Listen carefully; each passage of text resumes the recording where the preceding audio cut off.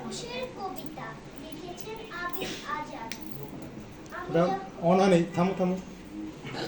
একুশের কবিতা লিখেছেন আবিদ আজাদ।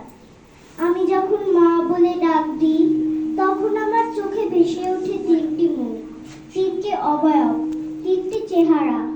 এক আমার মাটির মতো সহ্যশীলা মা, আরেকজন আম্রমুকুলের মতো গুঞ্জরিত আমার বাংলা ভাষা, এবং আরেকজন সবুজের চিরচঞ্চল আঁচল মুখে নিয়ে দাঁড়িয়ে থাকা আমার মাতৃভূমি। এই তিন অস্তিত্বের উপত্যকায় আমার জন্ম।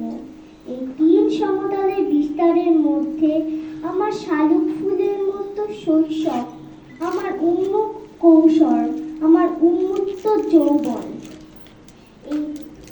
এই তিন অঙ্গীকারের মধ্যে আমার বিশ্বাস,